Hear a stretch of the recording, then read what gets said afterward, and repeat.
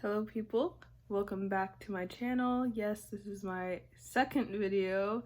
I did not share the first video with anybody, but it's there, so if you want to go watch it, just it's somewhere, you'll find it. So yeah, if you don't know why you're seeing my face, once again go watch that other video. I explain it all there. But yeah, I'm doing a channel because I can.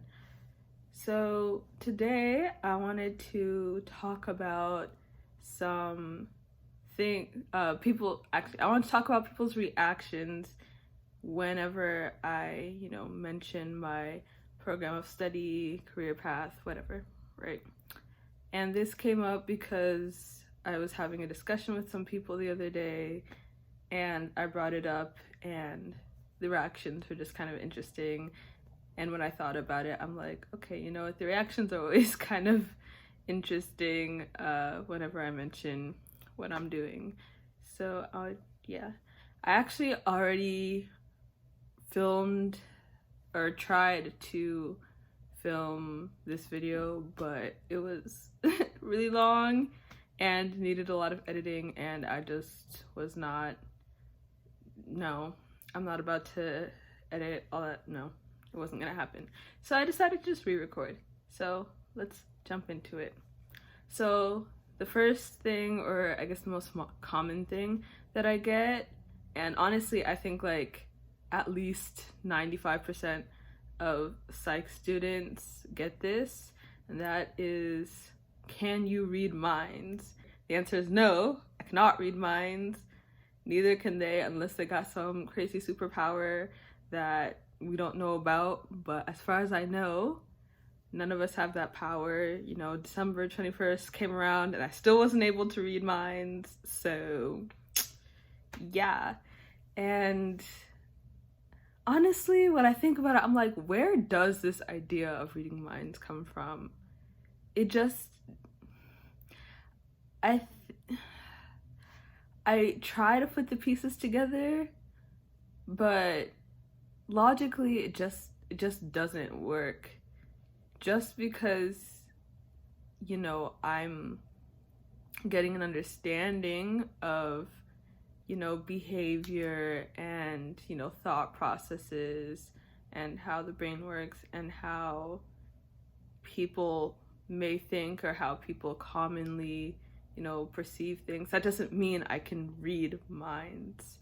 Especially like as a regular psych student, like I'd understand it more now that I'm studying / training to be a therapist, but not when I was a psych student. There's nothing in those courses that was gonna help me read nobody mind. Like, let's just be real. So that's that. The next thing, I'm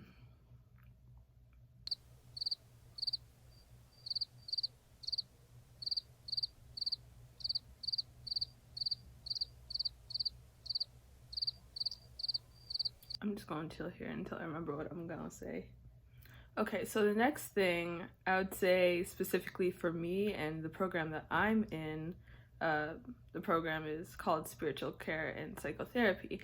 So the next thing I would kind of get is, oh, how does that work? Or, how do those two things go together? So I think it comes from this kind of separation between like the spiritual and the secular. Okay, so I'm editing and I realize that I'm not articulating some of my points as well as I would like, so I'm just gonna go over them again here. And a lot of this is going to be coming from a kind of Western Christian point of view, so keep that in mind. So it seems like a lot of Christians or the church or whatever view therapy as kind of removing the element of faith from healing. And I think this kind of comes from mental health issues and mental illness not being like a physical, like visible issue that people can see. And because it's not something people can see, it's kind of assumed that, okay, it must be, spiritual, it must be a spiritual attack. and it can only be cured by spiritual means alone. And, there's no need for a therapist if you truly believe that God will heal you. And if you go to a therapist, then your faith isn't strong enough or whatever. And, I compare it, I'm going to kind of compare that to a physical illness, I'll put it as. And I'm going to use cancer as an example. A lot of people use the broken bone example, but I wanted to use cancer because it's more prolonged, and I think it would be a better comparison. So while, with cancer, people still, pray and fast and do all these other things, it is encouraged that you go see, a physician. It's still encouraged that you seek medical treatment, things like that. And I think that comes from the fact that, there's, a physical or an easily identified physical explanation, I guess, of cancer. Whereas with mental illness, there are physical symptoms of mental illness, but I think because a lot of people don't understand them, and the research has a long way to go too. But honestly, that's the case with cancer. And honestly, there's also a lot of invisible elements of cancer as well, which just kind of goes back to my question of, I don't know, why don't we take mental health seriously? And I think there needs to be a discussion on the church and ableism, but that's for another day. Anyways, continuing on, I do understand that there are a lot of issues of malpractice and bad therapy situations where a therapist kind of just disregards someone's religion and all of that. And it really shouldn't be that way. I know that in my program, as I mentioned before, we talk about spirituality, and we talk about how, everyone has a set of principles and beliefs that, guide how they live life. And for some people, that's, tied directly to a religion. For some people, it's spirituality in a more general sense, maybe nature, or the cosmos, or whatever. And for some people, it's not tied to either of those things, but they still have, a guiding, I don't know, they still have principles and whatever that guide how they live life. And those things are important because those things make up who we are and how, things impact us in life. And those are the things we talk about in therapy. Therapy, we are talking about a person's life, so it would make sense to talk about all aspects of their life. Okay, I am done. So the next thing. Sorry, this earring's bothering me. So the next thing, and I think I especially, actually, I want to say I especially get this from Nigerians, but not. Hey, so it's editing me again, and I realized that I'm rambling again. So I'm going to try and cut this down a bit. But essentially, therapists don't grow on trees. Somebody has to do the work, somebody has to go to school, somebody has to, all of that stuff. So I'm just interjecting for a quick minute because my earrings can be off for the rest of the video, and I feel like y'all deserve an explanation. Right? Sorry, I'm taking this off. This is bothering me. Y'all are just gonna deal with me having one earring on. If that bothers you, that's your problem. And I think especially now that therapy is becoming more normalized, especially in the Black community, you're gonna have to have, we want to see more Black therapists, and therefore, Black people are going to have to do that work of going through that process and getting that education. And not to say, I don't want to diminish the effort it takes to do that job, but, I don't know, I feel a sort of way when people talk about me doing therapy or me wanting to become a therapist as if it's some crazy out there, thing. I mean, yes, it's a lot of work and it's not for everybody, but neither is becoming a doctor.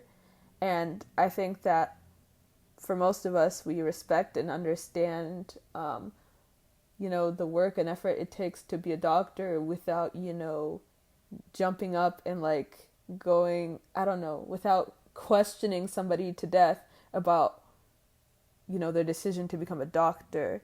It's normalized. And I think therapy in general won't be completely normalized and destigmatized until therapists themselves and the people who go through that process are like normalized. The idea of becoming a therapist is normalized. And I think this actually goes beyond the Black community. I think this kind of reaches out to all people, because honestly, the people in my program get the same reactions as well. So yeah, general point, therapy won't be normalized until therapists and the idea of becoming a therapist is normalized. Some of the reactions, or at least one of the reactions that I get from Nigerians, and it's, your parents let you study that? And, that's an understandable reaction, because it's not just therapy. It's pretty much, that's a reaction to pretty much anything that's not becoming a doctor or a lawyer or an engineer or, one of them big things that your parents want you to go and do. And yeah, my parents let me do it. That doesn't necessarily mean it's easy. I mean, I didn't have to fight them to do it, and they are very supportive. But, when I first mentioned it, my dad's like, are you sure you don't want to become a psychiatrist and go to med school? And I'm like, yeah, I'm pretty sure I don't want to go to med school. At first, when I got into psych, I really did think I was gonna kind of go the more sciencey route with this. I don't know if I ever thought I was gonna go to med school per se, but I did see me studying the sciences more and focusing more on the brain itself versus the more social aspect. But as I learned more about psychology, I realized, the more personal element is what spoke to me, and along with all the other stuff that I just mentioned. So yeah. And honestly, one of the biggest inspirations or motivations or whatever for me to get into this field is actually my parents, because honestly, they are the most, kind, selfless, loving humans that I see, and they're so welcoming and helpful in like other people's situations, and I'm like, yeah, I kind of want to follow in those footsteps and do that too. But yeah, I think that's everything I'm gonna mention today, because honestly, I don't want this video to be like a million years long. So thank you for watching. If you like this video, share, subscribe, all of that stuff. Once again, thanks for watching, and I'll see y'all next time.